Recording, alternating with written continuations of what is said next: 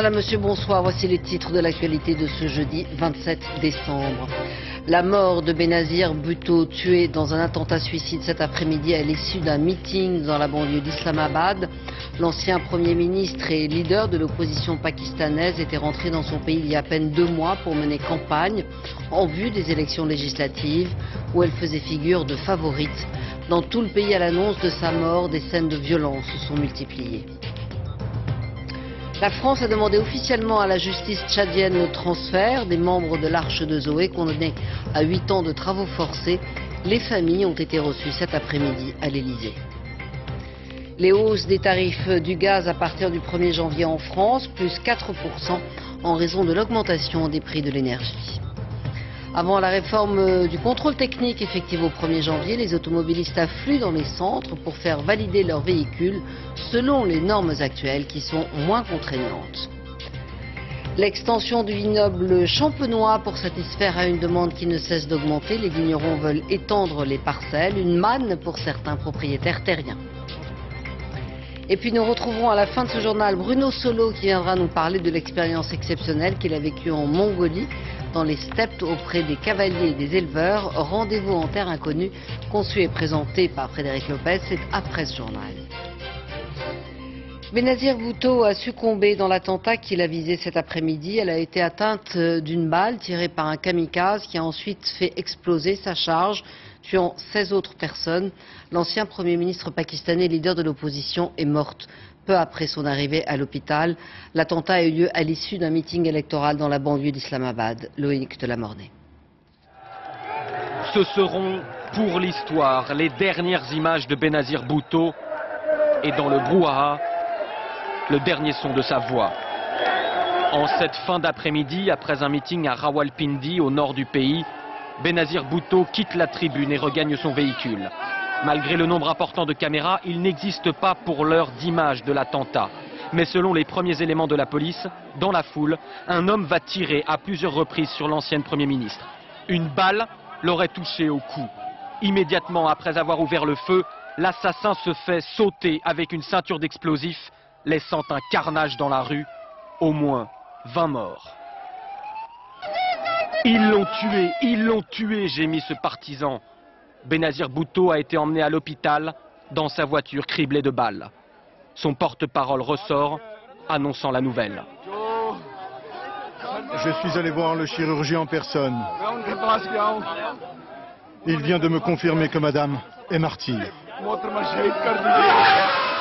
À ce mot, la foule comprend qu'elle est morte. Nawaz Sharif, ancien Premier ministre, membre de l'opposition mais adversaire politique de Benazir Bhutto, s'adresse aux partisans de la leader assassinée. Lui-même a réchappé d'un attentat un peu plus tôt dans l'après-midi. Les temps sont durs pour l'ensemble de l'opposition.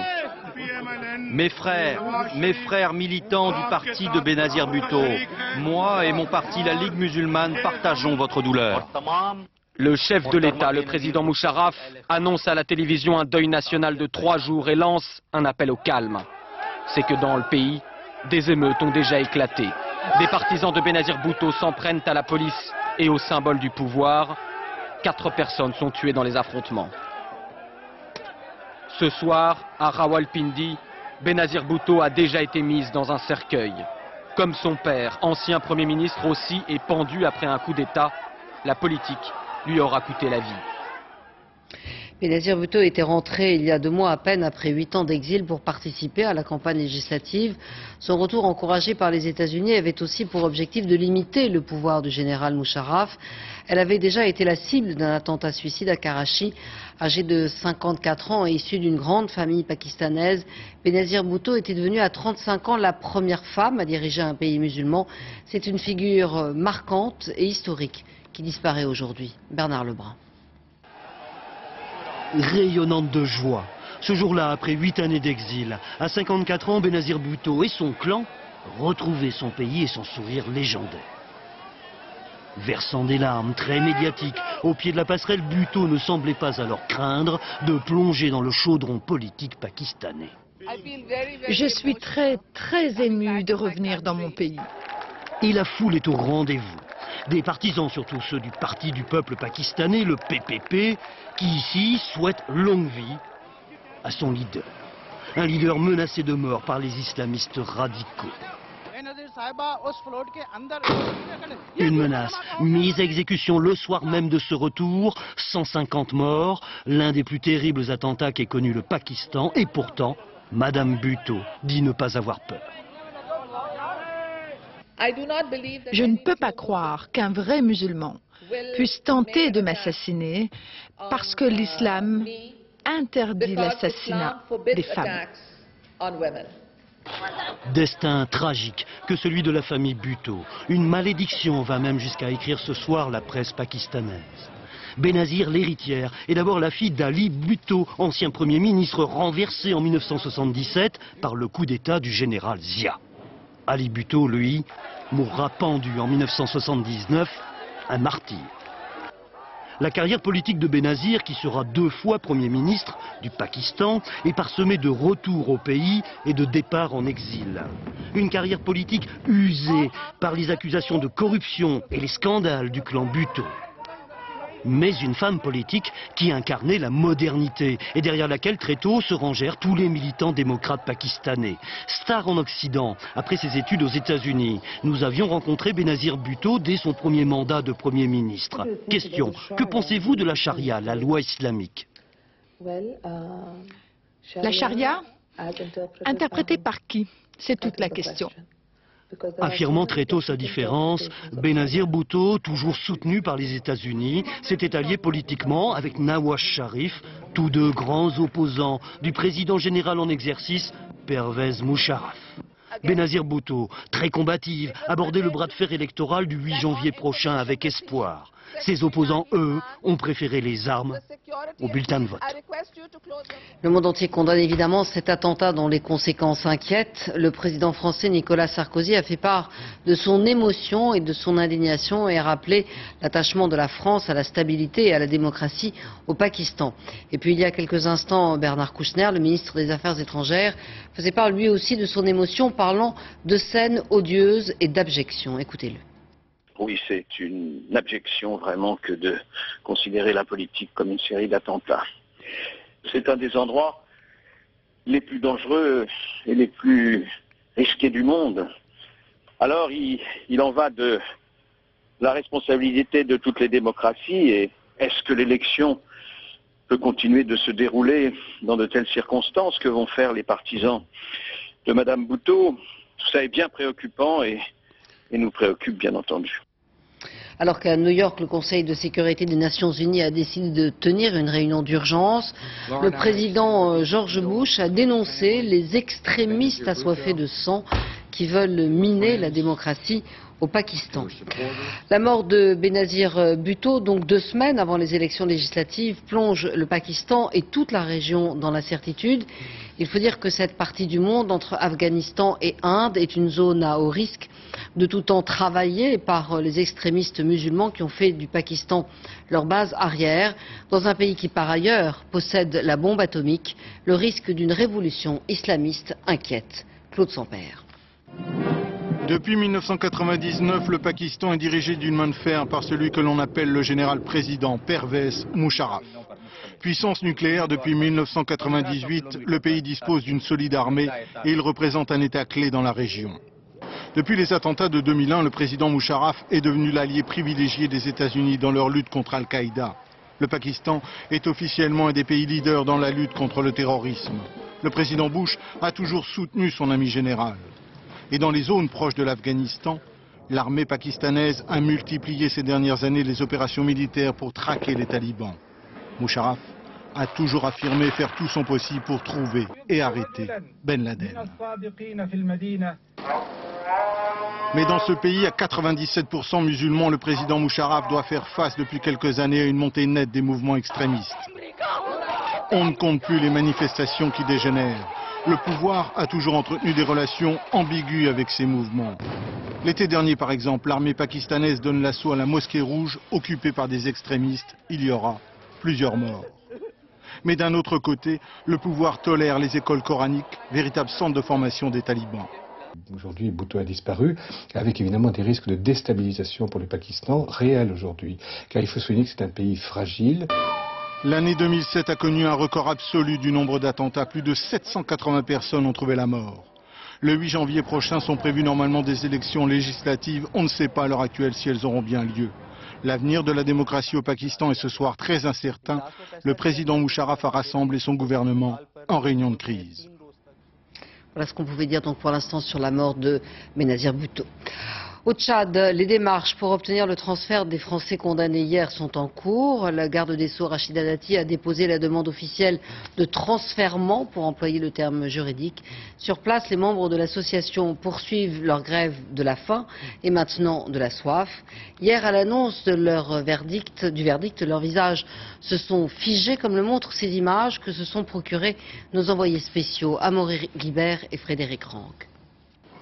À l'heure du verdict, un silence pesant gagne la salle d'audience. Éric Breteau en tête, les 6 membres de l'Arche de Zoé sont appelés à la barre. Éric Breteau, Émilie Delouche, Alain Déligat. Et le président de la Cour égrène les noms. Avant de prononcer le verdict, tous sont reconnus coupables. Les condamne à 8 ans de travaux forcés. Derrière Dominique Aubry, Nadia Mérimi, l'infirmière, fond en larmes. Les autres semblent prostrés, sonnés. Les visages sont hagards. Quelques instants plus tard, Éric Breteau et ses compagnons signeront les demandes de transfert en France. Ce retour devrait être rapide, sans doute avant la fin de la semaine. Le procès passé, la procédure est quasi automatique, même si les autorités tchadiennes veulent montrer que rien n'est imposé, rien n'est précipité. Est-ce que cela doit être rapide? Cela doit être lent? Ce n'est pas une préoccupation pour le gouvernement tchadien. Dans les rues de N'Djamena, le retour en France des condamnés ne fait pas l'unanimité. La faute a été commise ici au Tchad, sur le territoire tchadien. On ne voit pas de raison pour qu'on leur demande d'aller purger leur peine en France. Ça aurait été un Tchadien qui aurait commis l'acte en France. Vous croyez que ce Tchadien, on va le transférer à N'Djamena pour le juger? Je ne pense pas. Le rapatriement en France des membres de l'Arche de Zoé sera sans doute le dernier épisode à gérer pour les autorités tchadiennes et françaises, avant peut-être de refermer ce dossier éminemment sensible pour les relations entre les deux pays. Et en effet, pour que les membres de l'Arche de Zoé soient autorisés à purger leur peine en France, il faut l'accord des autorités tchadiennes. Auquel cas, les travaux forcés seraient convertis en emprisonnement. C'est ce qu'a expliqué aux familles cet après-midi le conseiller diplomatique de Nicolas Sarkozy, qui les a reçus à l'Élysée. Frédéric Rota, Pierre Monégier et Grégory Vasseur. Les familles des 6 Français condamnés, reçus tout à l'heure à l'Élysée, ont obtenu des précisions sur les modalités d'application de l'accord judiciaire signé en mars 1976 entre la France et le Tchad. Quel type de peine subiront les membres de l'Arche de Zoé? À moins d'être graciés par le président tchadien, ce qui est fort peu probable, leur peine de 8 ans de travaux forcés, inconnue dans notre droit, pourrait être commuée en réclusion criminelle. Pour combien de temps? Une fois détenus en France, les 6 membres de l'association bénéficieront du régime habituel avec toute une panoplie de remises de peine et éventuellement une réduction de moitié de leur condamnation. On peut penser à des permissions de sortir pour commencer, la libération conditionnelle, la semi-liberté, le placement sous bracelet électronique, dès lors que les conditions légales sont remplies. Dans tous les cas, les Tchadiens devront être consultés. À la question qui devra payer les 6 millions d'euros demandés par la justice tchadienne, la réponse est loin d'être claire. Ce n'est certainement pas l'Arche de Zoé dont les finances sont au plus bas. Il y aura sans doute des négociations entre l'État tchadien et l'État français, quitte à ce qu'ensuite l'État français se retourne éventuellement contre les condamnés de l'Arche de Zoé. Enfin, pour Éric Breteau et ses amis, l'hypothèse d'un autre procès n'est pas à exclure, puisque plusieurs dizaines de couples français désireux d'adopter, mais s'estimant trahis, ont déposé plainte contre l'association. En Mauritanie, après l'assassinat de 4 touristes français, lundi, plusieurs milliers de personnes ont manifesté aujourd'hui réclamant justice contre les meurtriers. Et les 3 suspects proches d'un groupe terroriste affilié à Al-Qaïda auraient été localisés dans le nord du Sénégal. Au Venezuela, le président Hugo Chavez met la dernière main aux détails de l'opération de récupération des 3 otages en Colombie. Leur libération pourrait avoir lieu demain sous l'égide de la Croix-Rouge, avec la présence d'observateurs comme par exemple l'ambassadeur de France. Sur place, Renaud Bernard et Franck Brisset. Le compte à rebours a été lancé par Hugo Chavez. Les familles de Consuelo González, prisonnière des FARC depuis 2001, et de Clara Rojas, enlevée quelques mois après avec Ingrid Betancourt, veulent croire que la libération est imminente. Tous les signes sont positifs. On y croit cette fois-ci. On espère les revoir d'ici quelques heures. On nous a tenus informés directement. On remercie beaucoup le président et le ministre des Affaires étrangères d'avoir accepté ce plan. Ça va de l'avant. Ce plan accepté par la Colombie, c'est le président vénézuélien qui l'a imaginé. Il l'a présenté à ses ministres et à l'ambassadeur de France impliqué dans l'opération. Sur une carte, le commandant Chavez leur explique que les otages sont toujours en Colombie, à 500 km à l'intérieur du pays. Ils sont cernés par l'armée, précise Chavez. Pour les récupérer, il va falloir lancer une caravane aérienne humanitaire avec des avions et des hélicoptères pour les ramener au Venezuela.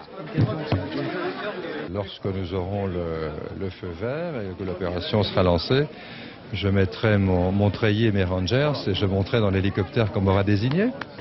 Pour l'heure, les médiateurs qui discutent avec les FARC règlent les derniers détails de l'opération. Les otages, quand est-ce qu'on va les voir à Caracas? Je crois que demain à la matin. La présidence vénézuélienne fait savoir que les otages se trouvent seulement à 3h30 d'avion de Caracas, la dernière ligne droite avant la liberté. En France, les tarifs du gaz vont augmenter de 4% le 1er janvier. C'est moins que ce que réclamait Gaz de France. Il s'agit en fait de répercuter la hausse des produits pétroliers. Explication Sophie Brune et Dominique Bonnet. Chez ce retraité de Bergerac, tout est au gaz. Chauffage et cuisinière, sa facture s'élève à 890 € par an. Les tarifs vont augmenter de 4%. Il répond économie d'énergie. La première conséquence, c'est réduire la température, déjà réduire la température. Si on baisse d'1 ou 2 degrés, bien sûr que la chaudière ne se mettra pas en route, donc on consommera moins de gaz.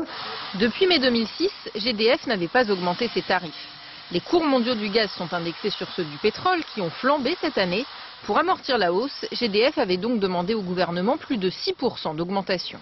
Le gouvernement à la fois a pris en compte la donne internationale qui fait que les prix évoluent et que la France n'est pas productrice de gaz, donc il faut bien répercuter des hausses qui existent. Gaz de France achète son gaz à l'étranger, mais en même temps il a pris en compte le pouvoir d'achat des ménages. Selon le gouvernement, l'augmentation moyenne pour les 7 millions de Français qui se chauffent au gaz sera de 3 € par mois. Pour les associations de consommateurs, c'est une nouvelle atteinte au pouvoir d'achat. En Europe, le Luxembourg et le Royaume-Uni sont les pays les moins chers, la Suède et le Danemark les plus chers. La France, avec le tarif régulé, se situe sous la moyenne européenne. Le nombre de demandeurs d'emploi a baissé au mois de novembre, moins 0,7%, ce qui correspond à 12 500 personnes. Il y a désormais 1 907 100 demandeurs d'emploi inscrits en France. Pour échapper aux nouvelles normes du contrôle technique automobile applicables à partir du 1er janvier, beaucoup d'automobilistes se précipitent dans les centres afin d'éviter une addition plus lourde et des réparations supplémentaires. Reportage et explications Diego Garcia et Pascal Caron.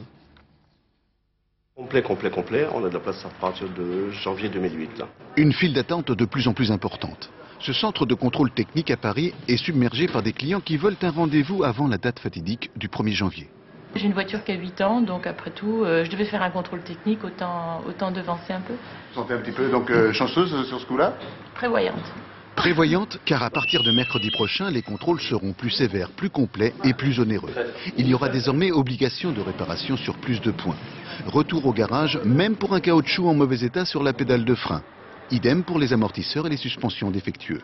Ça va obliger les gens, avec ce genre de défauts constatés, ça va les obliger à faire réparer leur voiture ou alors à carrément éliminer leur voiture du marché.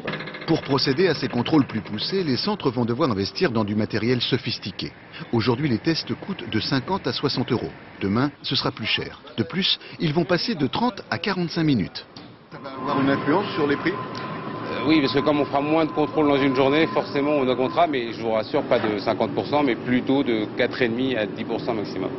Enfin, les centres auront pour obligation de transmettre tous les résultats aux préfectures. Un moyen de dissuader les tricheurs. Dans la Somme, à Flesselles, 4 membres d'une même famille sont morts dans l'incendie de leur maison. Le feu s'est propagé très rapidement dans cette maison traditionnelle picarde faite de torchis et de colombages. Seul survivant de ce drame, le plus jeune enfant du couple, âgé de 7 ans, qui dormait cette nuit-là chez sa grand-mère. En banlieue parisienne, plusieurs sans-papiers ont entamé une grève de la faim dans un centre de rétention au Mesnil-Amelot. 114 personnes en situation irrégulière sont retenues dans ce centre. Ils protestent contre leurs conditions d'arrestation et de détention. Pauline Dordilly et Bruno Vignier. Derrière ces grillages, des sans-papiers. Algériens, Indiens, Africains, ils sont plus d'une centaine au centre de rétention du Mesnil-Amelot, juste à côté de l'aéroport de Roissy-Charles de Gaulle. Abou Dianor est leur porte-parole. Face aux caméras, il emploie des mots extrêmes.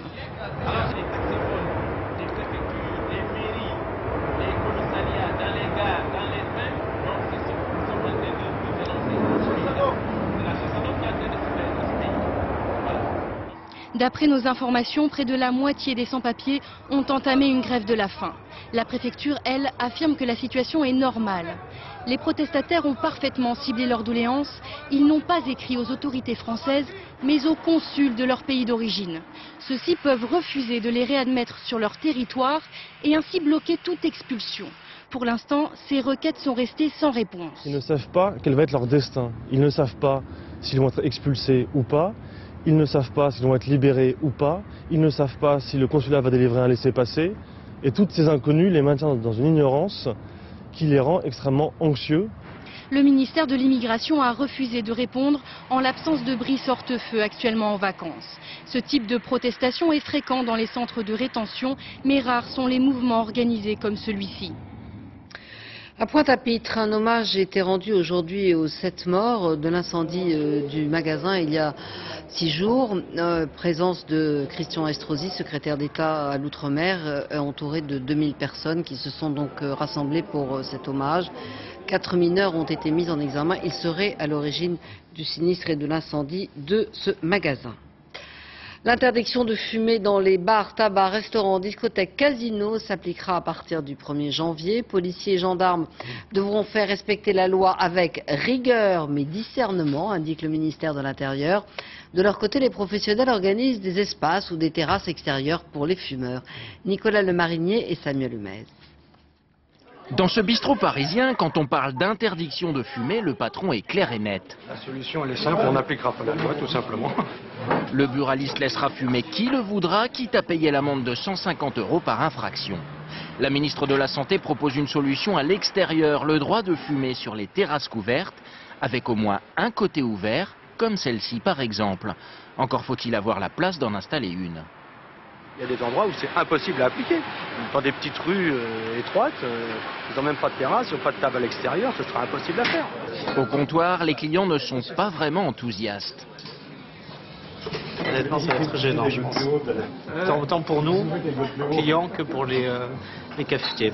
Il devrait y avoir un autre système. Il devrait y avoir des bars où on peut fumer et des bars où on ne peut pas fumer. En plus, les terrasses chauffées l'hiver, ça consomme de l'énergie, ça pollue. Et les bâches façon rideau de douche, c'est pas très beau. Bref, les débitants de tabac préfèrent de loin leur propre solution. Je demande à ce qu'il y ait la possibilité d'adapter dans mon établissement une pièce qui soit évidemment équipée d'épurateurs, extracteurs d'air homologués par la santé et qui puisse accepter les fumeurs en toute convivialité comme c'est le cas actuellement. Il y a un mois, 17 000 buralistes manifestaient en masse pour défendre leur profession qu'ils disent menacée par l'interdiction de fumer dans les lieux publics. Depuis, il n'y a eu aucun compromis. La loi s'appliquera donc à la lettre le 1er janvier. Et en Italie, où la mesure est appliquée depuis maintenant 2 ans, les clients et les restaurateurs se sont bien accommodés de cette interdiction. Reportage Samasoula et Karine Guillaume. Les Italiens sont fiers d'être pour une fois présentés comme des modèles de discipline. 2 ans qu'il est interdit de fumer dans les bars et restaurants, une loi anti-tabac qui s'est imposée en douceur, même aux inconditionnels de la cigarette.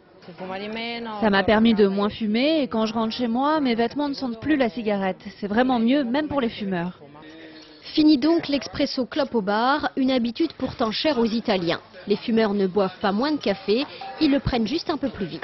Maintenant, il n'y a plus de fumeurs pour m'accommoder. Avant, ils se mettaient là devant moi et me crachaient leur fumée à la figure, moi qui suis non-fumeur. À Rome, les nombreuses terrasses offrent une solution aux fumeurs, mais les allers-retours entre la table et l'extérieur sont entrés dans les mœurs. Au départ, c'était dur de perdre l'habitude d'allumer une cigarette à la fin du repas, mais maintenant on sort et on fait même des rencontres dehors. Satisfaction également chez les restaurateurs. Leur crainte de voir leur chiffre d'affaires baisser s'est vite dissipée. Au début, il y a eu une petite baisse de fréquentation, mais très vite, la clientèle est revenue et on a retravaillé normalement. Forts de leur expérience, les restaurateurs italiens veulent même rassurer leurs confrères français. Qu'ils se tranquillisent, ils continuent à aller au restaurant, ils sortent fumer, il n'y a pas à s'inquiéter. Les Italiens ont très vite adopté la loi anti-tabac, mais 2 ans après, il est encore trop tôt pour savoir si elle a vraiment fait diminuer le nombre de fumeurs. Et cette interdiction aura sans doute des incidents sur la santé. Il faut dire que de plus en plus de Français souffrent de bronchite chronique, une maladie qui fatigue et qui pourtant peut se soigner. Reportage Nicolas Châteauneuf et Pascal Caron. Expirer, inspirer. 380, impeccable. Pour la plupart d'entre nous, cela paraît naturel. Ben oui, ça graillonne. Mais pour Pierre Lehmann, c'est un peu plus compliqué. À 79 ans, il est atteint de bronchopneumopathie chronique obstructive ou BPCO. Doucement. Voilà. Les symptômes, des bronches encombrées, une respiration et des efforts difficiles. Mais depuis ses séances de sport et de massage, chez sa kiné, ça va mieux. Je ne pouvais plus, il y a quelque temps, faire 150 mètres, 200 mètres à tout casser en marchant. J'étais obligé de m'arrêter. Depuis ces séances d'entraînement, je marche convenablement. En un mois. Allez, on respire. Exercice de coordination, de musculation. Pendant plus d'1 heure, Pierre Lehmann va se dépenser sous le contrôle de sa kiné. Il faut remettre en état les muscles qui s'étaient progressivement atrophiés et mettre fin au cercle vicieux. Ça va? Dur. Plus ça va, plus le corps, moins il en fait. Donc moins les personnes bougent. Moins elles bougent, plus elles perdent du muscle, plus elles perdent des capacités physiques. Donc moins elles sortent de chez eux aussi. Donc ça c'est une spirale, je dirais le bout de la spirale, hein, c'est le déconditionnement social. Pierre Lehmann a fumé pendant près de 50 ans. Sa maladie, 2,5 millions de Français la partagent, souvent sans le savoir. Pourtant, un traitement par médicament et une activité physique contrôlée permettent souvent d'éviter les complications et de respirer plus librement. C'est demain que l'on saura si Miss France garde ou non sa couronne. Valérie Bègue sera auditionnée par le comité. Raison de tant d'émoi, quelques photos somme toute innocentes où elle pose en maillot de bain et en t-shirt mouillé. Nabila Tabouri, Laetitia Legendre et Marie Cazot. Et du soutien, Valérie Bègue en a bien besoin. De retour ce matin de son île natale, la jeune femme affiche un sourire de circonstance. Après une semaine forte en émotion, elle est passée du statut de reine de France à celui de Miss en sursis. Ça va très bien, je remercie tous pour leur soutien, ça m'a vraiment réchauffé le cœur. Il y a 3 semaines, Miss Réunion remportait la couronne devant Miss Nouvelle-Calédonie. Le début d'un conte de fées, les Réunionnais attendaient ça depuis 30 ans. Et puis il y a eu ces photos suggestives publiées dans le magazine Entrevue. Valérie Bègue plaide l'erreur de jeunesse. Geneviève de Fontenay lui demande de démissionner. On ne badine pas avec le règlement, comme le rappelle une ancienne Miss France. Je comprends très bien l'émotion à la Réunion. Je comprends que les Réunionnais sont très fiers d'avoir Miss France 2008 comme ambassadrice. Je comprends également beaucoup évidemment la position de Geneviève de Fontenay. Mais dans cette histoire, ce qui est important, c'est de s'en tenir aux faits. Des faits qui seront évoqués demain lors d'un comité Miss France extraordinaire. Valérie Bègue risque d'y laisser sa couronne. Pour le patron du magazine Entrevue, c'est beaucoup de bruit pour pas grand-chose. L'institution Miss France, on nous montre toujours ces jeunes filles qui sont presque vierges, voilà, donc qui catholiques pratiquantes, donc c'est pas le cas, c'est tout. Donc, comme je vous l'ai dit, elles ont toutes fait du mannequinat, et je pense qu'aujourd'hui, cette élection de Miss France est un peu surréaliste. Si Valérie Bègue était destituée, la couronne reviendrait à sa première dauphine, Miss Nouvelle-Calédonie. Dans le monde très feutré des Miss, ce serait une première. Restons dans le pétillant avec l'extension du vignoble de Champagne. La demande ne cesse d'augmenter, mais la production est limitée.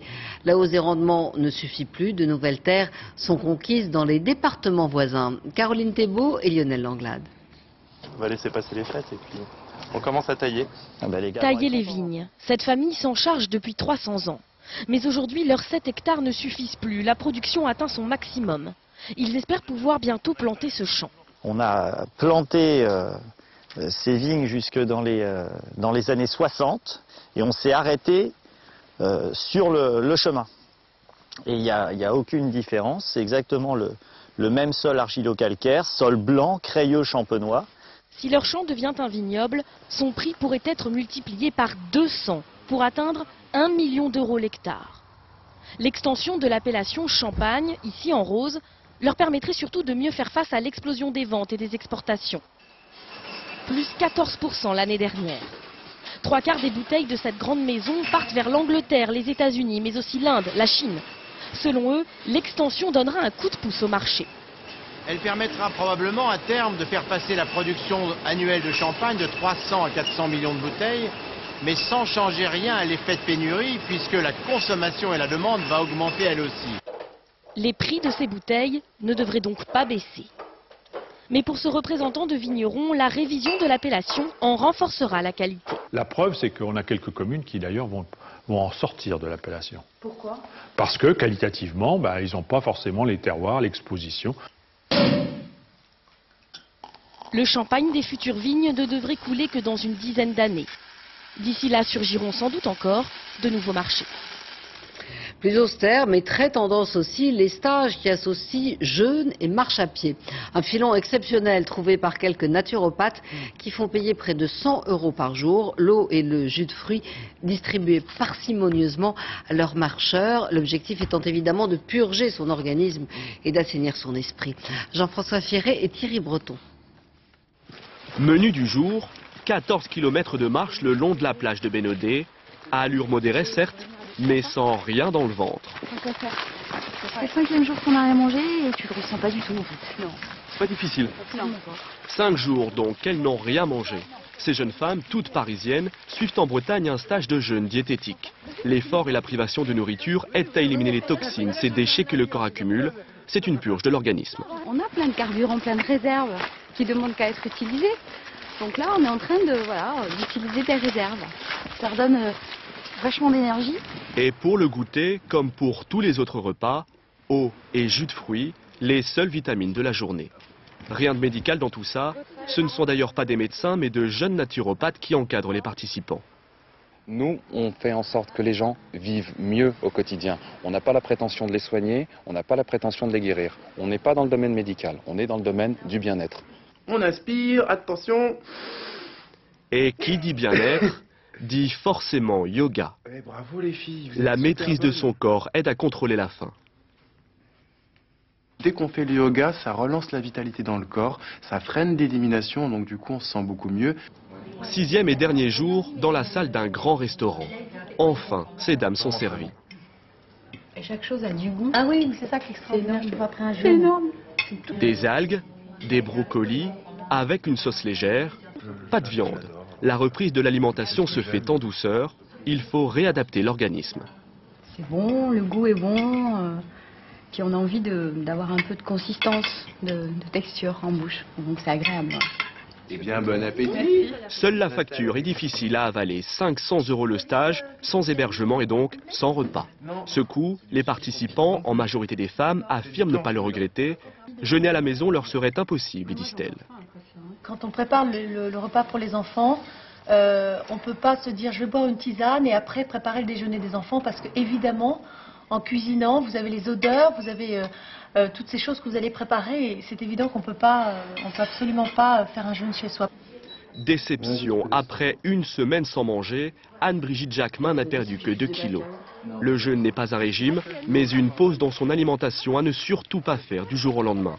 Car mal préparé, un jeûne peut être très dangereux pour la santé. Les monarques aiment voyager, mais cela ne se déplace qu'en nombre, puisqu'il s'agit d'immenses papillons aux couleurs vives qui migrent du Canada jusqu'au Mexique pour se reproduire. Reportage au Mexique, justement, Martine Laroche-Joubert et Pascal Geoffriot. Un village voué au culte de la Vierge, blotti dans la Sierra, la tradition au Mexique. Mais au cœur de ces montagnes-là se cachent des sanctuaires uniques au monde. José Luis les explore depuis 11 ans.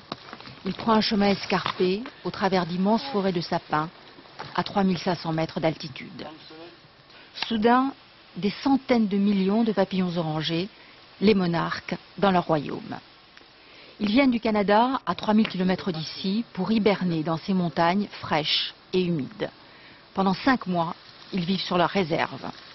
Ça, c'est l'abdomen. Et l'abdomen, il est plein de graisse. Il y a assez de réserves lipides là pour passer tout l'hiver. Une longévité et une migration extraordinaires. Il revient exactement à la même forêt où il y a les arrière-grands-parents. Ils ont hiverné. Ils n'ont jamais été là, mais ils reviennent au même endroit, exactement le même. Et vous l'expliquez comment? C'est inexplicable. Un mystère. Les Aztèques croyaient que les monarques réincarnaient leurs guerriers tués au combat. Aujourd'hui, les scientifiques se perdent en hypothèses. Code génétique immuable, lecture du champ magnétique terrestre, nul ne sait pourquoi les papillons reviennent toujours ici.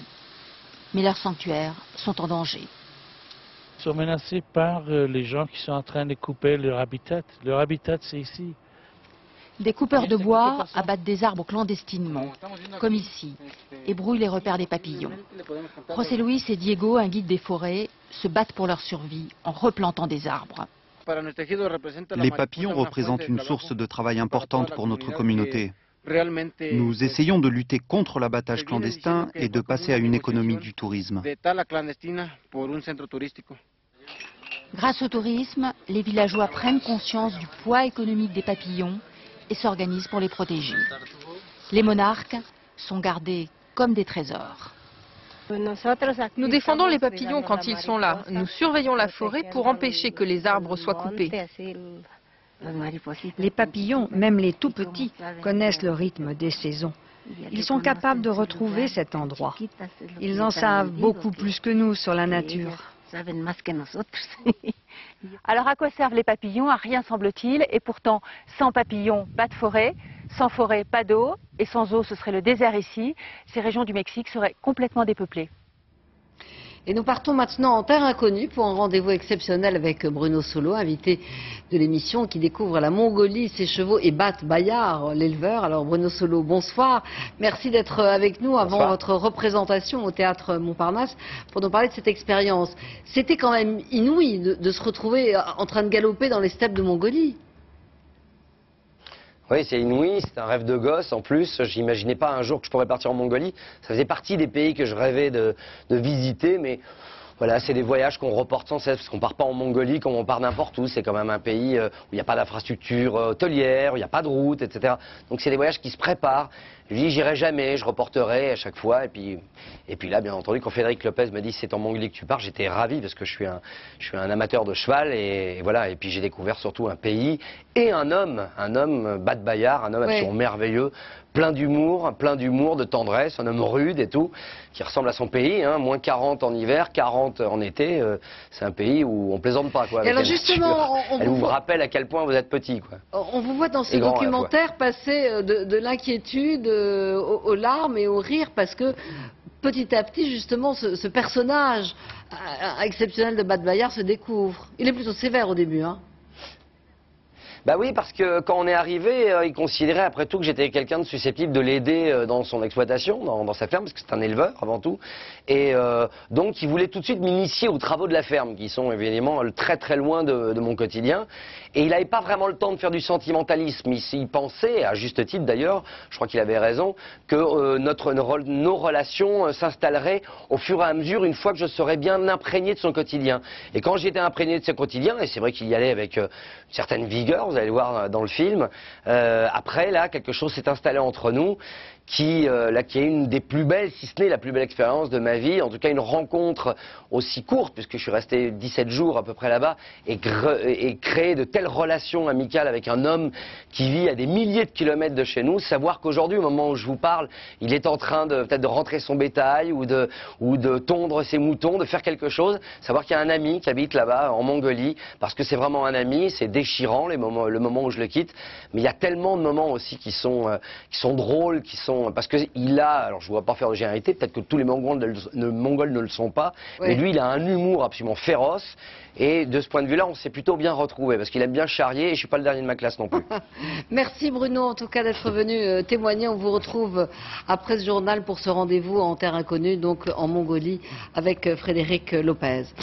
Avant de refermer cette édition, je vous en rappelle le principal titre. titre, la mort de Benazir Bhutto, tué dans un attentat suicide cet après-midi à l'issue d'un meeting dans la banlieue d'Islamabad. L'ex-premier ministre et leader de l'opposition pakistanaise était rentré dans son pays il y a à peine 2 mois. Dans tout le pays, l'annonce de sa mort a suscité des scènes de violence. L'armée a été placée en alerte rouge et 3 jours de deuil national ont été décrétés.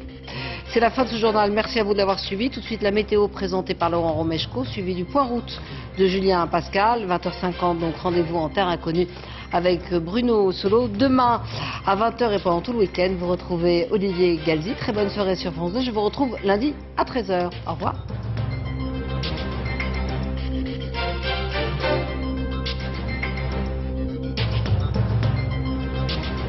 L'info en continu, c'est aussi sur France2.fr.